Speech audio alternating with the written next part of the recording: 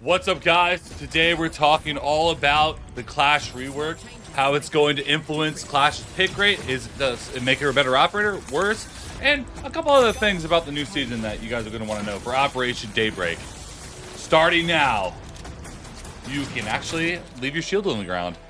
What does that mean for Clash, though? She also has hair! Let's get to it. First, let's go through how Clash actually works now. So, you have a shield. You can place it like so, and you can walk away from it. You can also just use it normally.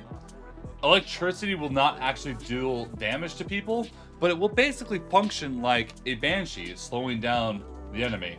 It's a new dawn for Rainbow, which is honestly kind of nuts. But electricity deals no damage to either defenders or attackers now.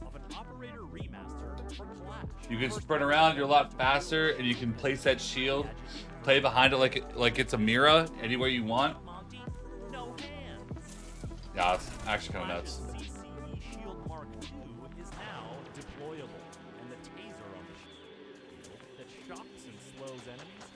It doesn't actually deal damage, so it's definitely something to think about. One big thing is attackers will be able to just jump right through it and destroy it if they get within melee range, but obviously it's tough to get that close. I actually really do like the SMG. I use her at Cali a lot, so. Grenades. Yeah.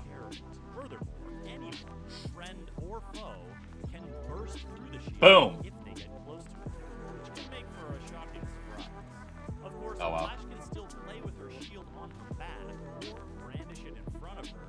Clash can still play with her shield on her back too, which is kind of funny.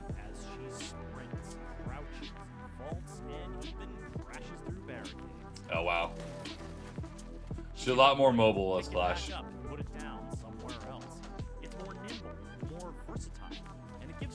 Being able to deploy it in front of an enemy is actually pretty nuts because they can't really shoot you. More ways to be an absolute force on the defending team. Now, something to keep in mind when zapping your enemies, or so you see your battery at the bottom when you deploy it. Electricity will no longer hurt you. Electricity no longer deals damage. Electricity is now a neutral element, meaning it will only slow. It just slows you down, makes you on ADS. Oh no, it doesn't make you on ADS, just as a shield, it messes you up. Destroys gadgets, attack or defense. Okay. I mean, that's the biggest thing about Clash. Now let's talk about some of the other stuff.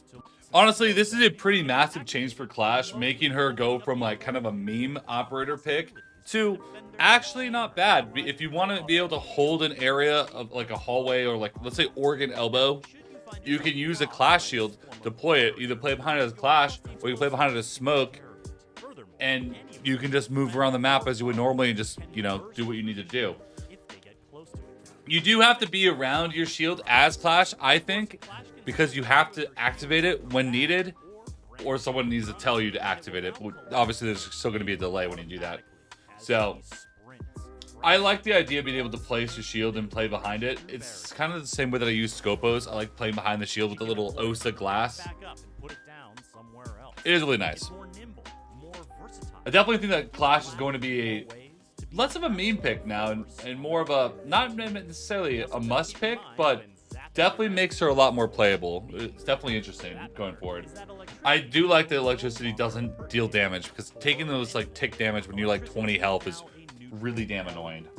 Clash's loadout is the same as it's always been, with the fully auto SMG or pistol. Obviously, I highly suggest using the SMG. It's really good.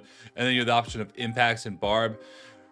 Knowing that Clash is going to be playing around that shield, I would personally bring impacts necessarily, to deal damage, destroy other enemy gadgets, stun shields, or maybe destroy your shield to give yourself a shot that you might not have been able to hit before. I definitely think that Clash is going to be more of a frontline engager than she was before, because I mean, half the time I've seen people pick Clash, they're just like sitting there, not really, doing much without a gun. And yeah, it's annoying to deal with the Clash as an attacker, but like when you think about it, Clashes never really have any kill potential, so it is a 4v5. They just have a walking Malusi gadget walking around, which is kind of annoying to deal with, but it's not impossible to deal with. Now it's like she doesn't have to play behind that shield. It's still a 5v5. She can still shoot you in the head, making Clash a lot better of a pick.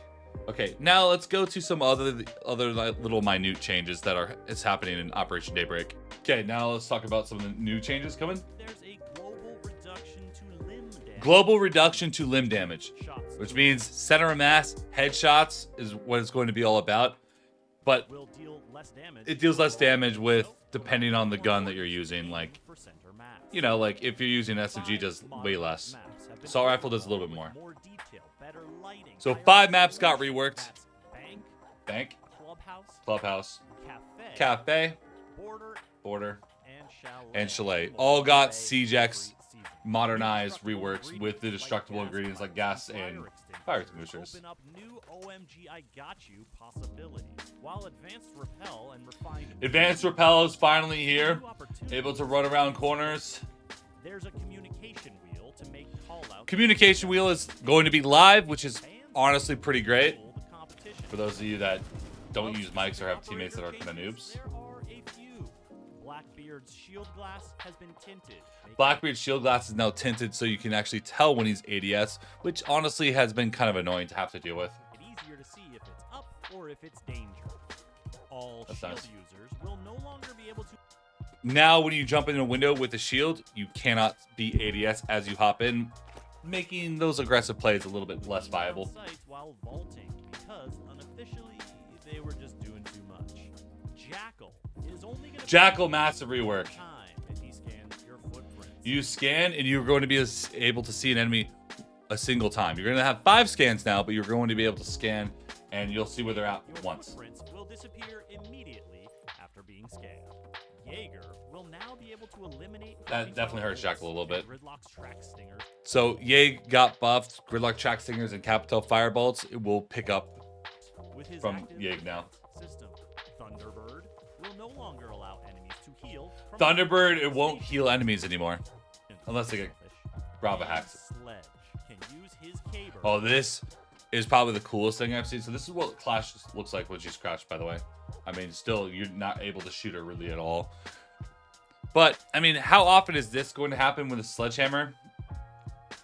To deliver a sit Knock her on her ass with it. I mean, it makes sense, but still, it's like, how often is this going to happen? Definitely more of a meme thing. Smackaroonie to any shield users he comes across.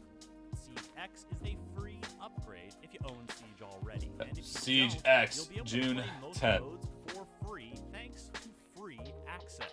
And there's going to be free access, so anyone, including your friends, can try the game out for free now. Play the new 6v6 mode, Dual Front, where you can mix attackers and defenders as you attack and defend. Dual Front. June 10th to Rainbow June 10th. Six Siege. Okay, now let's talk about a couple other things that are coming. Year 10. Okay, so going through this is what is coming to Operation Daybreak. If you just want to see it like really quick.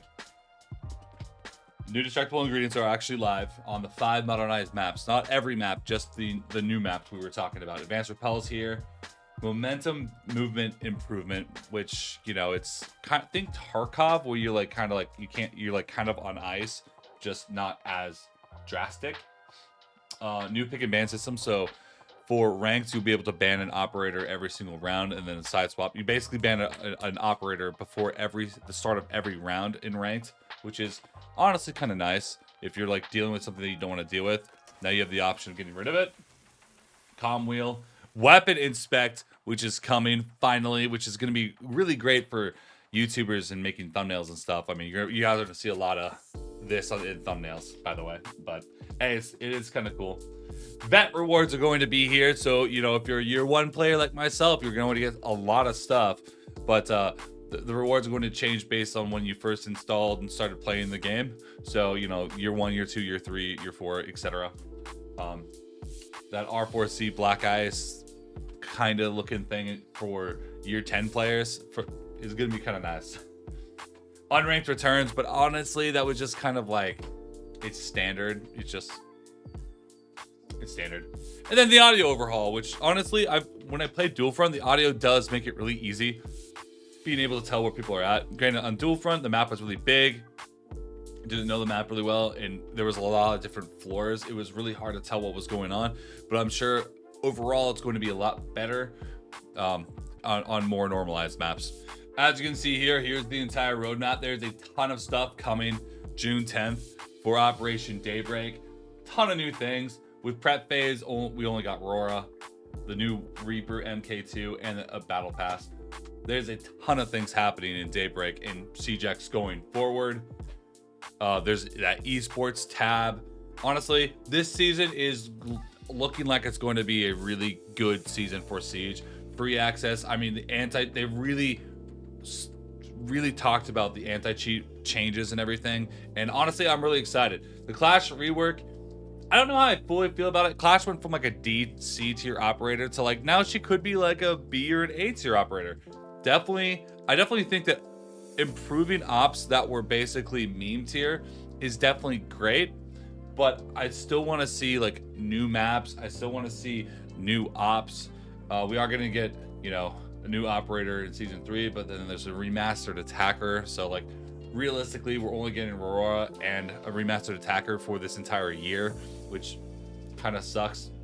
And there's no new map. There's a map full rework, a map that was not in ranks in season 4.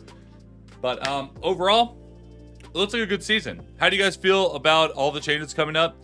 Honestly, I feel pretty good about it. I'm just really hesitant on the anti-cheat situation because of how we've talked about the anti-cheat probably every season, and you know, kind of same old. But everything else looks pretty damn good. Oh, and one big thing is the privacy mode is coming to consoles, streamer mode, which is going to be really great because now I can actually play console without getting stream sniped. So I'm excited about that one personally.